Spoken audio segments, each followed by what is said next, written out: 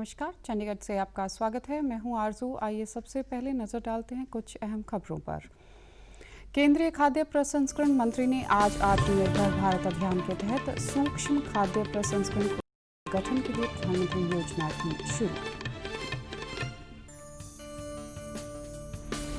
पंजाब के मुख्यमंत्री ने कहा कि राज्य में कोविड-19 की स्थिति से निपटने के लिए किए गए हैं उचित प्रबंध। और हरियाणा के पंचकुला में अत्याधुनिक drone application and research centre का हुआ उद्घाटन। अब समाचार विस्तार से। केंद्रीय खाद्य प्रसंस्करण मंत्री हरसिमरत कौर बादल ने आज प्रधानमंत्री आत्मनिर्भर भारत अभियान के तहत सूक्ष्म खाद्य प्रसंस्करण उद्यमों के गठन के लिए प्रधानमंत्री योजना शुरू की। इस अवसर पर संबोधित करते हुए उन्होंने कहा कि इस केंद्र प्रायोजित योजना से 35,000 करोड़ रुपए का निवेश होगा और 9 लाख कुशल और अर्ध कुशल श्रमिकों को रोजगार मिलेगा।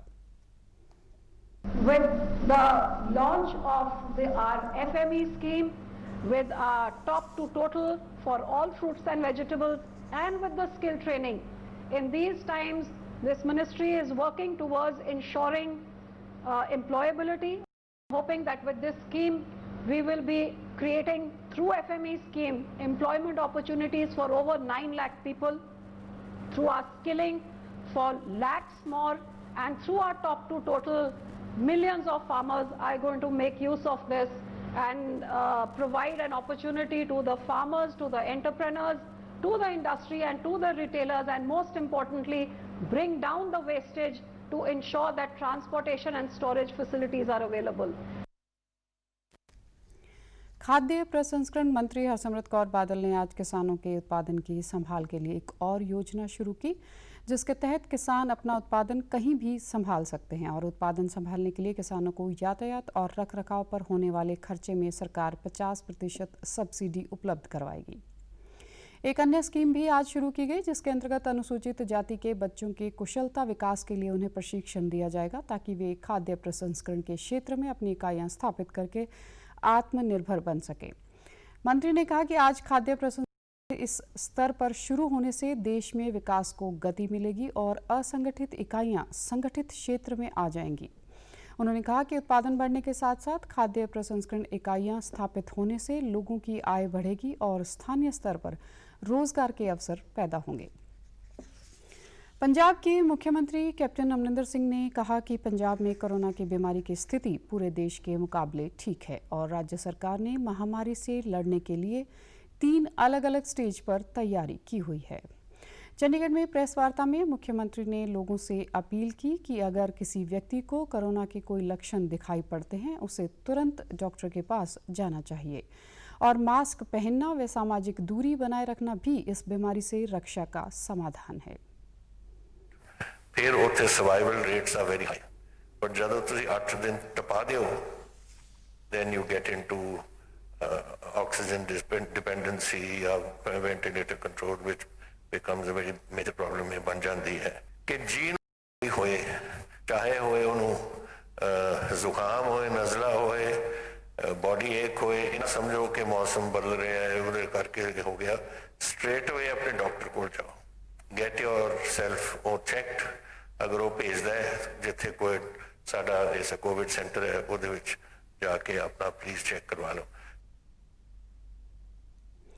कैप्टन अमरिंदर सिंह ने कहा कि राज्य में कोविड-19 की बीमारी की जांच के लिए चारों ओर प्रयोगशालाएं स्थापित की जा रही हैं। उन्होंने कहा कि राज्य में बीमारी से निपटने के लिए पर्याप्त प्रबंध किए हुए हैं। 10,000 बिस्तरों का प्रबंध है, 600 से अधिक वेंटिलेटर राज्य के पास हैं और इस समय केवल 2 ही व्यक्ति वेंटिलेटर पर हैं। उन्होंने कहा कि पीपीई किट, मास्क और बीमारी की रोकथाम के लिए और अन्य सामान भी आवश्यकता अनुसार हैं। मुख्यमंत्री ने कहा कि राज्य सरकार ने केंद्र सरकार को वित्तीय सहायता के लिए अपील की है क्योंकि राज्य में लॉकडाउन के कारण जीएसटी में भारी कमी आई है।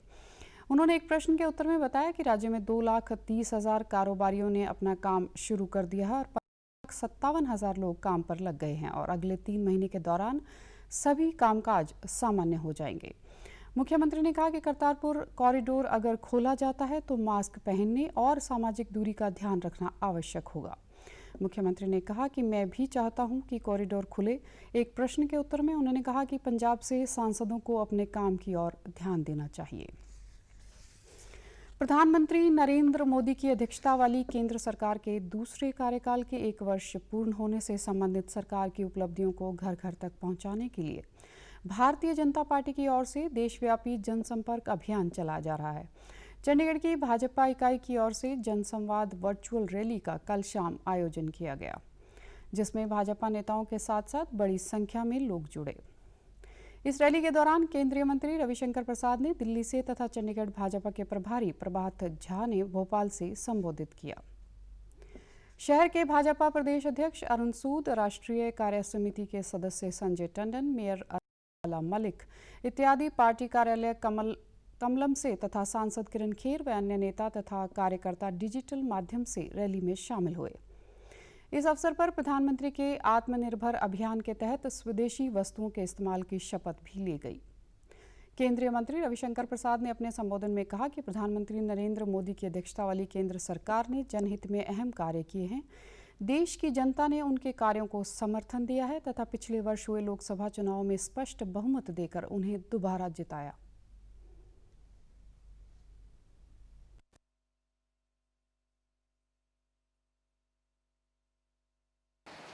अब ये नरेंद्र मोदी ऐसे साहसिक नेता का भारत है जो उसकी जनता के द्वारा चुने हुए प्रधानमंत्री। तो देखिए, बात मैं बहुत विनम्रता से कहना चाहता हूं कि प्रधानमंत्री तो बहुत होते हैं, लेकिन कुछ प्रधानमंत्री जनता के द्वारा चुने जाते हैं।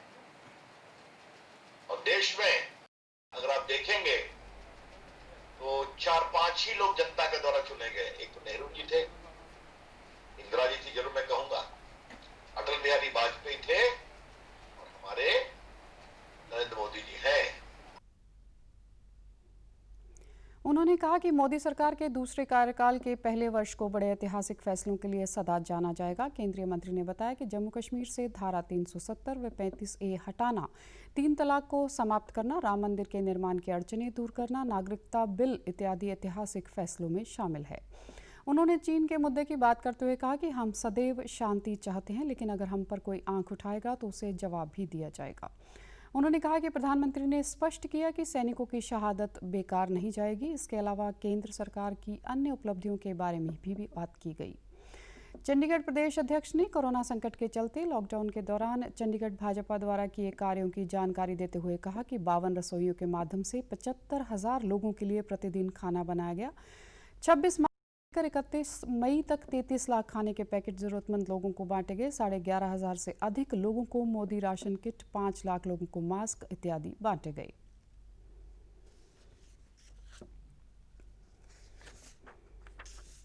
बावन रसोइयों के माध्यम से रोज 75,000 लोगों को खाना खिलाना और 33 लाख फूड पैकेट जो है वो 26 मार्च से लेकर 31 मई तक 33 लाख फूड पैकेट जो है वो जरूरतमंदों के भूखे पेटों तक हमारे कार्यकर्ताओं ने पहुंचाए। 11,652 मोदी किटें, राशन किटें, 1 साल की किट हमारे कार्यकर्ताओं ने, चाहे वो विकलांग थे, गरीब थे, बुजुर्ग थे, उन लोगों के घरों तक पहुंचाया। और चंडीगढ़ के कार्यकर्ताओं ने अपना प्रण पूरा किया कि एक भी व्यक्ति को चंडीगढ़ में हम भूखा नहीं सोने देंगे। उन्होंने दूसरे राज्यों से शहर में फंसे लोगों को घर वापस जाने के लिए किए गए प्रबंधों की जानकारी भी दौरान दी। पार्टी के राष्ट्रीय उपाध्यक्ष तथा चंडीगढ़ मामलों के प्रभारी प्रभात झा ने कहा कि प्रदेश अध्यक्ष अरुण सूद की अध्यक्षता में चंडीगढ़ की भाजपा इकाई जनहित तथा समाज सेवा के कार्यों के लिए बधाई की पात्र है। उन्होंने कहा कि पार्टी कार्यकर्ताओं द्वारा केंद्र सरकार की प्राप्तियों तथा योजनाओं के बारे में लोगों को जानकारी देने के लिए विशेष प्रयास जारी हैं। कोरोना वायरस के कारण फिजिकल डिस्टेंस बनाकर रखने के नियमों का पालन करते हुए प्रदेश इकाई की ओर से की गई यह रैली अपनी तरह की खास तथा सफल रैली मानी जा रही है। हरियाणा के पंचकुला में एक अत्याधुनिक drone application and research centre DRC स्थापित किया गया है। इस सेंटर का उद्घाटन करते हुए राज्य के अतिरिक्त पुलिस महानिदेशक CID अनिल कुमार राव ने कहा कि ड्रोन का उपयोग बड़ी घटनाओं या सभाओं, कानून प्रवर्तन, सीमाओं पर आवाजाही की निगरानी के लिए तथा हवाई फोटोग्राफी के लिए किया जा सकता है। उन्होंने कहा कि इसके उपयोग किसी भी मानव रहित क्षेत्र की निगरानी के लिए भी किया जा सकता है। ADGP ने कहा कि इस केंद्र में CID के अधिकारियों को प्रशिक्षण भी दिया जाएगा ताकि वे ड्रोन को चलाने में सक्षम बन जाएं।